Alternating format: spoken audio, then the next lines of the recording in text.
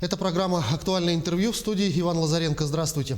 В столице республики завершилась научно-практическая онлайн-конференция «Инвестиции в раннее детство. Основа будущего». Масштабная конференция в рамках гражданского межрегионального форума «За будущее России. Современные вызовы и консолидация регионов», посвященная десятилетию детства в России и году патриотизма в Якутии, проходила с участием ведущих федеральных экспертов, в том числе представителей Международной педагогической академии дошкольного образования города Москва, Аналитического центра при правительстве России, Всемирного банка и других ведущих организаций, специализирующихся в вопросах развития детства. И сегодня наш гость, руководитель образовательных проектов, старший специалист в области образования Всемирного банка Тигран Шмис. Тигран Гамлетович, здравствуйте. Здравствуйте. Вы на конференции представили свою оценку деятельности региона в инвестировании в детство. Какова эта оценка? Мы всегда говорили о том, что регион, Республика Саха-Якутия является уникальным, и он один из первых регионов, который всерьез решил заниматься развитием детства и пониманием детства как общего периода, не только начиная со школы, начиная с рождения. И здесь мы можем говорить о проекте инновационного развития Республики Саха-Якутия, который, уже время прошло, наверное, там с 2013 года прилично времени прошло, но мы видим уже сегодня результаты. И в целом мы, наблюдая за тем, как республика выстраивала образовательную политику, можем точно сказать, что регион заинтересован в детстве, в качественном детстве своих детей и в том, чтобы они смогли реализовать свой потенциал в будущем. А какую роль играет инвестирование в раннее детство в сегодняшних непростых реалиях? Это очень хороший вопрос, и я считаю, что, конечно, и до пандемии, сегодня с текущей ситуацией, мы утверждали и продолжаем утверждать, что инвестиции в раннее детство, чем раньше, тем важнее, и являются ключевыми для развития человека в жизни. И, конечно, за последние несколько декад было доказано, что с точки зрения психологической, педагогической и экономической инвестиции в раннее детство являются самыми эффективными и самыми продуктивными для продолжения развития человека. То есть это время, когда закладывается основа будущего индивида, время является таким ключевым для того, чтобы дать возможность развиться всем функциям человека, в том числе когнитивной и некогнитивной. И в этом смысле мы, конечно, понимаем, что вот такой комплексный подход к развитию ребенка в системе образования, особенно в государственной, является правильной политикой, нацеленной на развитие будущих поколений. Вы упомянули, что Всемирный банк и наша республика провели уже достаточно объемную совместную работу, направленную на повышение качества дошкольного образования. Расскажите, какие именно проекты уже имеют результаты и в чем потенциал их дальнейшего развития? Я бы начал говорить, наверное, о том, что республика и Всемирный банк имеют такую довольно давнюю историю взаимодействия, и оно было на самом деле комплексным, это взаимодействие, потому что если мы начинали в свое время, сколько у нас уже прошло времени, где-то 10 или 11 лет назад мы начинали с изучения дошкольного образования, что происходит в республике. После мы взаимодействовали по повышению качества, собственно, и изучению качества дошкольного образования, по разработке проекта инвестиционного большого. Он был самым крупным в свое время проектом в России, который поддерживал Всемирный банк, готовил. И на сегодняшний день, например, мои коллеги взаимодействуют с республикой по такому проекту, как поддержка инициативного бюджетирования, который тоже имеет большой успех, и мне кажется, что в республике про него знают. Но в целом я бы хотел сказать, что наши основные вложения, конечно, интеллектуальные и совместные, произошли, когда Республика Саха-Якутия готовила проект инновационного развития республики в части дошкольного образования. И здесь конечно, мы видим, что большинство из тех инициатив, которые были, собственно, предложены в проекте, они были реализованы в каком-то виде. Может быть, не в полном масштабе, который мы ожидали, но в целом, конечно, они были реализованы с точки зрения сегодня строительства детских садов, развития инфраструктуры, развития качества дошкольного образования. Все компоненты ключевые, которые мы обсуждали, так или иначе были задействованы. И мы сегодня можем точно утверждать, что Республика Саха-Якутия является одним из лидеров по качеству и по инициативам дошкольного образования в Российской Федерации. В рамках прошедшей конференции была представлена концепция развития фонда будущих поколений Якутии. Какой вы видите роль фонда в формировании государственной политики республики в области детства? Я, во-первых, считаю, что, конечно, создание такого рода фондов в структуре правительства или в структуре организации работы по ключевым направлениям, которые мы считаем, конечно, образование и развитие человеческого капитала. Это хорошая, правильная история.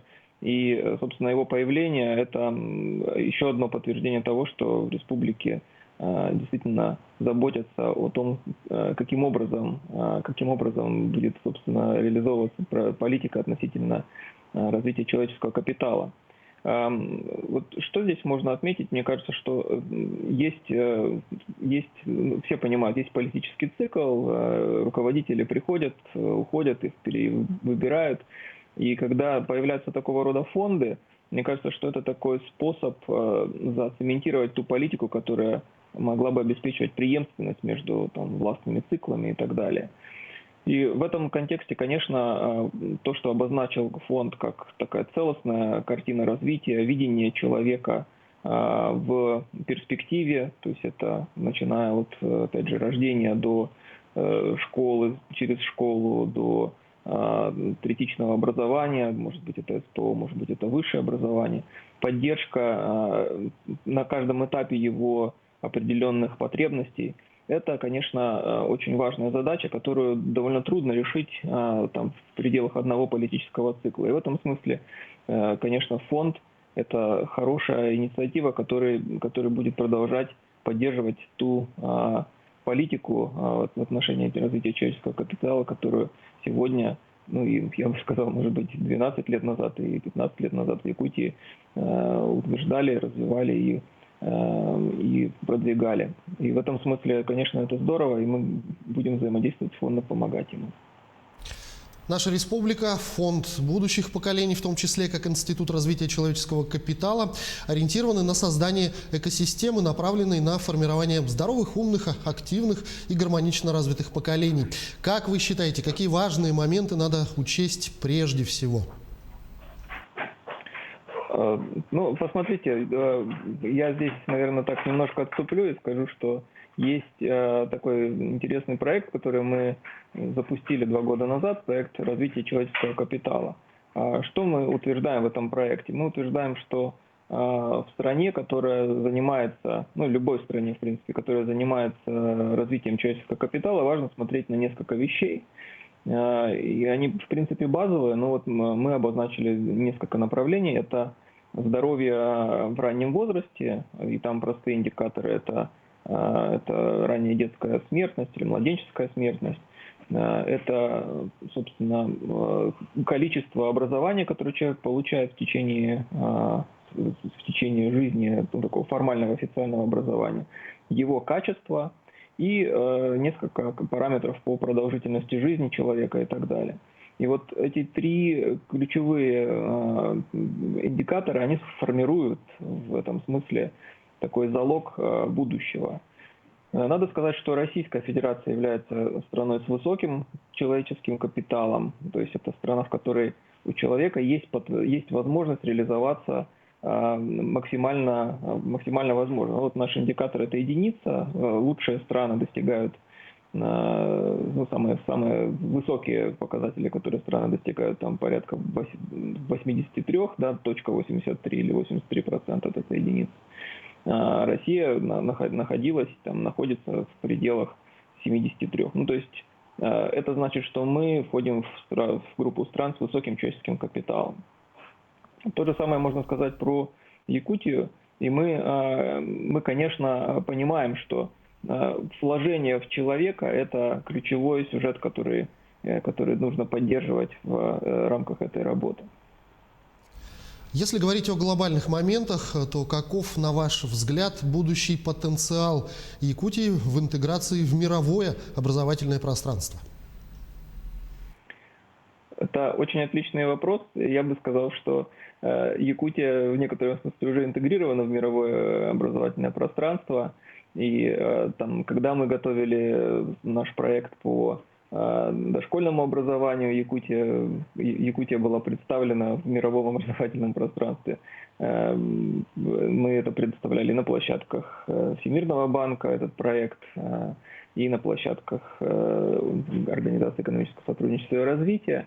И всем было интересно, и на самом деле потенциал у Якутии очень высокий, потому что Якутия уникальный регион, уникальное место в мире, где сосредоточена такая большая концентрация человеческого капитала и разнообразия. Это и коренные малочисленные народы Севера, везде своя специфика. И в этом смысле, конечно, регион является уникальным, он уже встроен. Я вот знаю, что мои коллеги недавно участвовали в конкурсе международном по инициативному бюджетированию. Там тоже Якутия заняла определенное место. И можно говорить о том, что, во-первых, Якутия является уже, собственно, частью мирового образовательного пространства. Про Якутию знают. И, конечно, мне кажется, что усилия, которые сегодня направляются фондом и республикой, они, конечно, будут продолжать себя в данном смысле окупать, и республика будет известна, прежде всего, своими инициативами по человеческому капиталу, не только тем, что в Якутии добывают много бриллиантов. Тигран Гамлетович, я благодарю вас за эту беседу. Спасибо, что ответили на наши вопросы. Всего вам самого доброго. Это была программа «Актуальное интервью», но о человеческом капитале и потенциале его развития мы говорили сегодня с нашим гостем. Это руководитель образовательных проектов, старший специалист в области образования Всемирного банка Тигран Шмис. Берегите себя и своих близких, обязательно носите маски, дезинфицируйте руки и соблюдайте социальную дистанцию. До встречи в эфире.